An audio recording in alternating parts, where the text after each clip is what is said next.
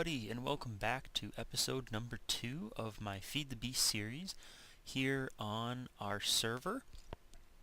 Um, I kind of got distracted for a while earlier today. I have been able to post the first episode up onto YouTube, um, but I kind of went over to the village again. Seven Symbols, or Nikki, uh, decided to plant some of the rainbow trees that he found in the Twilight Forest. We found an enchanted forest, just a little mini enchanted forest from the looks of it. But he decided to take a few of the saplings there and plant them over at the village area. So I ran back there for a little bit, kind of was looking around, seeing what he has done over there. He just has a bunch of trees that he built. But anyways, kind of back to working out stuff here at the village. So you can kind of see I have a few of my advanced solar panels set up. I was running a little low on my energy for all of my jetpacks, so I decided that I was going to do a little bit of planning before the episode, and I needed the energy, so I quickly set up the advanced solar panels so that way I could power my MFEs. So let's go in here. As you can tell, I do have the sound turned off, so if you didn't hear the door open and close, that is why. I was sitting over on top of that tree, and just before I started recording, I noticed that the villagers were opening and closing doors like crazy because it's daytime right now. But anyways, first thing you notice when you come in here is that things are a little bit different. While off camera, I decided to move all of my chests over into this location. I thought it was a little bit better than having them just like kind of laying around and whatnot. This is actually a portal to Psycho FCM, or Jacob's place, so we might visit there at some point. Probably not anytime this episode or anything, but yeah, we'll kind of see how it goes. But this was kind of my planning room a little bit for what I was doing. I have one MFE set up here, so I have full power on that one, another one here for full power, and another one over here for full power. Now, this side I'm planning on building the industrial craft side, and this side is going to be part of the thermal expansion. That I messed up on the last episode, and I was corrected actually by Jacob. They're not part of Buildcraft, but they're part of the thermal expansion mod, as well as what was the other one? The squeezer, centrifuge, carpenter, and thermionic fabricator. I cannot say that word. Those are all just part of like the bee forestry mods, and all the rest of these. I'm confused. The thermionic fabricator might be part of Thermalcraft, but definitely these other ones down here are part of the thermal expansion. So that was my fault in the last episode. I made a little note of it during the video. But that was just kind of a small little thing that I messed up on. But what I'd like to do quickly here is I want to kind of set up my machine room. I'm just going to let that kind of go. I kind of just went off a little bit for that little portion. Not too worried about emptying out my canvas bag right now. But I would like to set up my stuff here. Now, like I said, I did a little bit of pre-planning, so I kind of know where I'd like certain things, but there's definitely a few other things that I'm not entirely sure where I want to put them or anything. Oops, I don't want the induction furnace yet. I'd like to set up the side for the thermal expansion and the bee forestry mod. Keep wanting to call it the bee mod. I'm actually going to need, let's see, which chests, was it in that one? No. Sorry, there they are.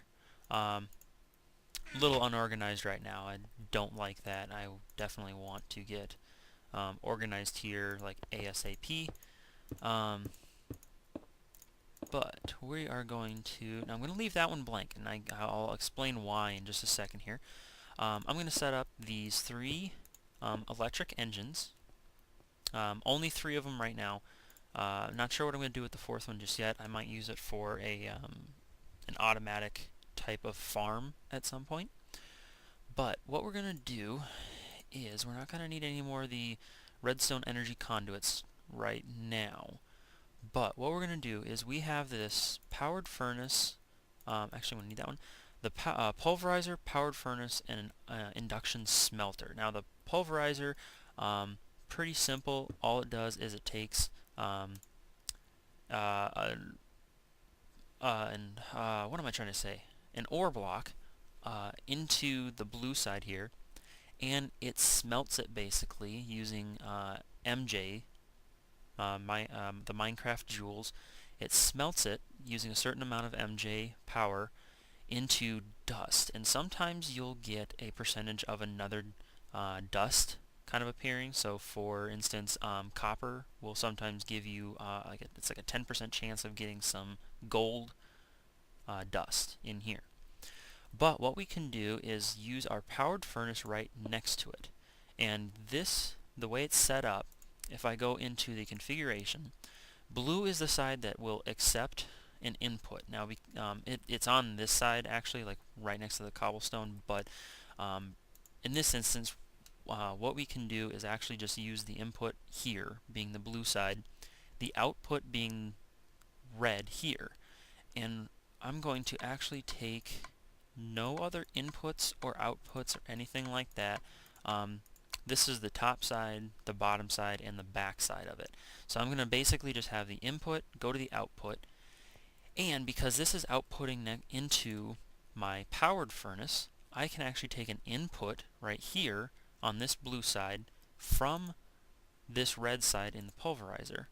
I'm going to change all of these other ones to not be inputs or outputs, and basically what will happen is anything that I put into the pulverizer will automatically be transferred into my powered furnace and start smelting using more Minecraft Joules and just give me the ingots right straight from there. So that's going to definitely come in handy for that. Now the rest of it doesn't really have a specific order, but I'm going to put my induction smelter right here, which smelts two different items and gives me an output of another item. And I'm going to quickly change all of these. Let's see, there. I'm just basically going to tell it that whatever I put into here is going to go to here, and that's it. And this one, there's a lot of different recipes. As you can see, you can put like iron, you can put like the ores straight into it, and you can get the ingots from it, and as well as a chance of getting some type of slag if you put sand into there. Just kind of going through, you can also put pulverized stuff, but what I usually use the induction smelter for is to actually either give me nether brick, or which is just soul sand and netherrack. You get 2 from it and 25% chance of sulfur. Or the one that I use most for it, and this is how I need to get the advanced solar panels, is to actually use pulverized obsidian and a lead ingot or a lead dust, and you get hardened glass from that. Let's see if I can find, yep, there's the pulverized lead. There's also lead dust. So that's what you have to use. You have to use hardened glass to get the advanced solar panels, and that's where that will come from. That's what I usually use this machine for. Just kind of going through, there's your tin, your silver, your lead. There's just a bunch of things that you can get from there. Platinum, if you have platinum dust, you can do that. So there's just a lot of things. And then if you use gold and silver, you can get the electrum ingots, which is also used for that, as well as invar ingots from iron, and ferrous ingots. So there's a lot of different things you can do. I guess and nickel will do the same thing. And you can get bronze from bronze lead, and so on and so forth. But anyways, moving on to the next things, I have a sawmill here. This, if I remember right, let me quickly look it up, just so I can tell you correctly. A sawmill is just another machine that they added in that you can use to saw logs, it says, and you get 6 planks per log and one sawdust. And so what that means is rather than putting like normal logs of whatever you get anywhere and getting only 4 planks, I can actually get 6 in here. So I get the normal amount plus half of that. And then I also get the sawdust, which the sawdust can also be used where 8 of them in a chest formation can be crafted into compressed sawdust. And the only use for compressed sawdust is to be smelted into charcoal. So, I mean, basically it's using all the materials that it can. So it's giving me quite a lot out of that for just having one sawmill. I'm getting quite a bit from it. But anyways, let's go and grab these other 4 machines here. I have my thermionic fabricator, which the thermionic fabricator, you put some glass into the top one here. It makes molten glass, and then you can put in some different recipes into here to make what are they called? No, they're not in there. Sorry. Here we go. The electrum tubes, and you can make them. This is like a bronze, iron. You can make gold. You can make a form of diamond as well. Actually, I'm going to grab these levers while I'm thinking about it right now. And I need to grab those and those. I think that's all I'll need. Actually, I'm going to need this crescent hammer and the wrench really quickly as I'm looking into here. So anyways, okay, back to this. Next few ones are pretty simple. Carpenter, that's a forestry item that you can use. Usually I'll make them with like logs in here, or some different variations. This is how you make some stuff for the apiaries and stuff like that. We'll get into that over time. I have my centrifuge here, which I can use to centrifuge honeycombs into different items.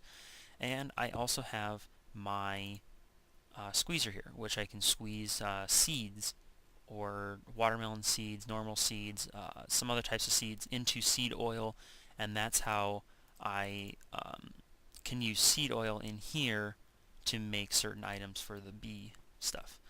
Now, one thing about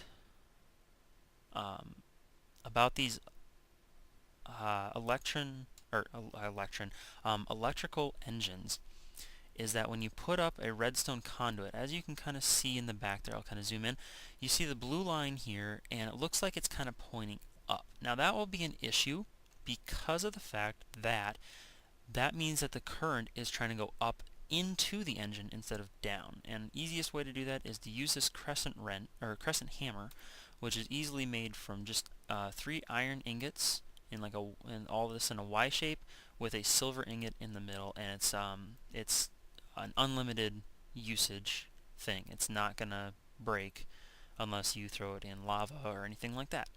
But pretty much anything thrown in lava, you're done with.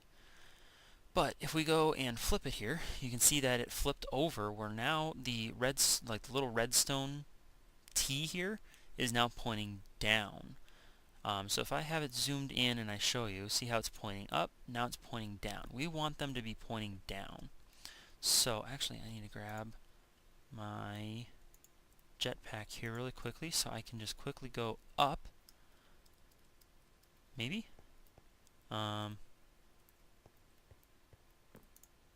Let me grab... I got that chest that does not want to close right now, and it's kind of bugging me.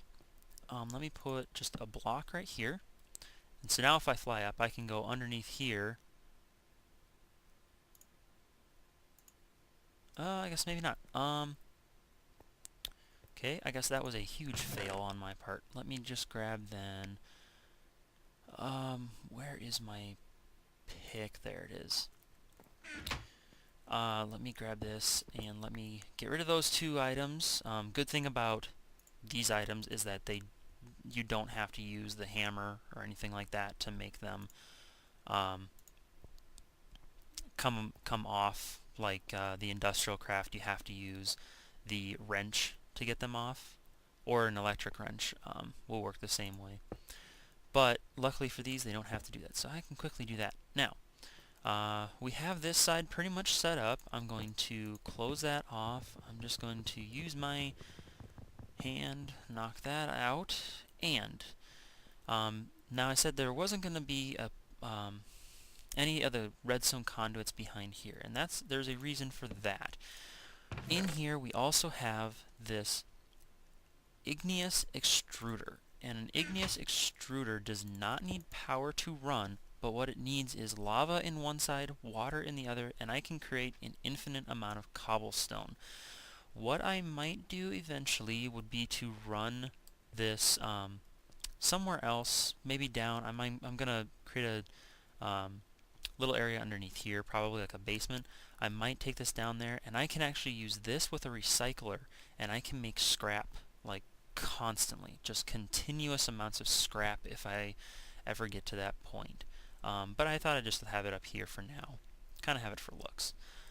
Over here I'd like to create another carpenter, but haven't gotten that yet. Alright, now on to the next fun part. We are going to set up the industrial craft side. So I'm going to need my compressor, macerator, my centrifuge, my electrolyzers, extractor, furnace, induction furnace, and that's all I'm going to grab. Sorry, I need my LV transformer. On this side, I really wanted to make sure that my compressor, my macerator, extractor, induction furnace, and my electrolyzer, those, like the electrolyzer and induction furnace, automatically have 128 EU per tick come into it. So it can accept everything that's extracting from an MFE, because the output is 128 EU per tick. However, my compressor, my macerator, my extractor, and my centrifuge, even though the macerator, compressor, and extractor are all the second tier versions of the machines, they do not accept anything more than 32 EU per tick, unless you add in these transformer upgrades. And that's why I had a few of these made already. I only needed one more. I thought I would need about 2 or 3. I only needed 1, so that definitely helps. Basically, we're going to set up a little system here of wiring. Now, I'm not going to put this last one in just yet, so I'm going to actually take that off of my hotbar. I'm going to set up my LV transformer in the corner here, and the 3 dots you can kind of see are facing up. That's where they need to be powered in from. Now, there's a reason why I'm doing it this way. The induction furnace, the extractor, compressor, and macerator can all be used via levers to keep their speeds going. So what I can do is I will actually put my extractor down here. I'm going to put my compressor up on top. I mean, it doesn't really matter the order that I'm putting these in, but what I'm planning on doing is putting these all like this, and right in the center here, I'm going to put a couple pieces of wood, planks, oak planks. I can put 2 levers here. Now if we look in here, pressure is 0 psi. This one is at 0 and m per second. I'm not sure exactly what the m stands for. This heat is at 0% and this speed is at 0 RPM, or revolutions per minute. What I can do eventually is give these, once they have power, I can actually flip these levers and they will go higher and higher until they're at their top speeds, top heats, everything like that, and they will basically just compress and whatnot at just without even needing anything of my overclock upgrades. But the only way that I can get these going without an LV transformer is to have these transformer upgrades put just into one of these slots. Now these, putting one of them in here is going to make it so that way the machine will accept 128 EU per tick.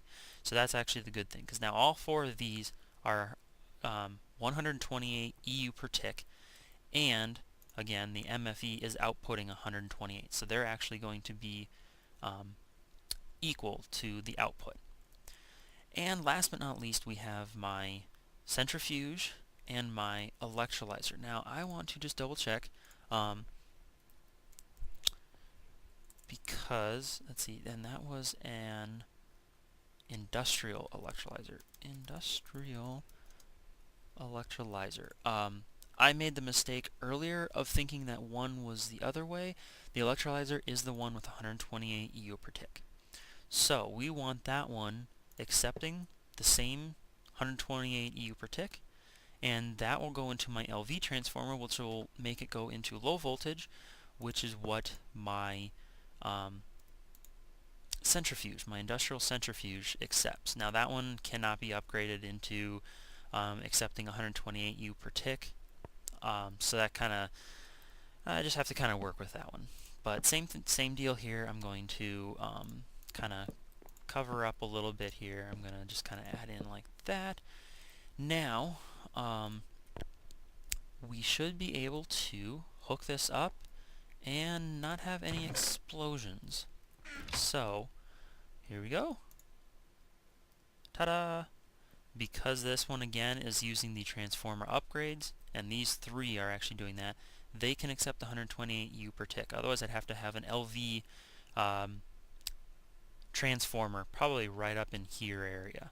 And so now that we have that, I can cover that completely up. And voila, we have our little machine shop ready to go. And what I can also do is, because these are all powered, I could flip these at some point and let them just kind of keep their speeds and power and everything up. I'm not going to do that just yet, as I am going to need some more advanced solar panels on this side for sure, on the industrial craft side. But that's pretty much going to do it for this episode. We finally have our machines up and running, and I will finally be able to get some stuff going here. And actually, I forgot one last thing. Behind these planks are my electrical engines. And what I can do for those is I'm actually going to put three, whoops, I don't want to do that just yet. I can put three levers up on top of here, and I can choose between having like one electrical engine go, two electrical, or three electrical engines all going at once. And what I need to do is actually go into here, and I need to say that the control status is disabled. Because if I flipped this, this machine would not run. Squeezer doesn't matter, and thermionic fabricator does not matter either, and this is not, the extruder is not technically being affected by it. So one last little detail for that. But anyways, I hope you guys enjoyed watching this episode. Like I said, I'm going to start to get into building a basement underneath here, because we still have to set up my industrial blast furnace with the machine casings and my liquid transposer with the magma crucible. So that will come probably next episode. I'd like to just kind of set up the rest of these machines, and then we will get started on probably working a little bit out more what's going to happen in town here. And we're also going to hopefully very, very soon start to set up stuff for Thaumcraft. I'd like to start with that a little sooner than later, just so that way I can get some stuff going for that and be able to maybe do some research off camera, just since that takes quite a while to get everything researched. But we'll start with that probably within another episode or two. But I hope you all enjoyed, and please comment, rate, and subscribe for more videos coming up, and have yourselves a good day.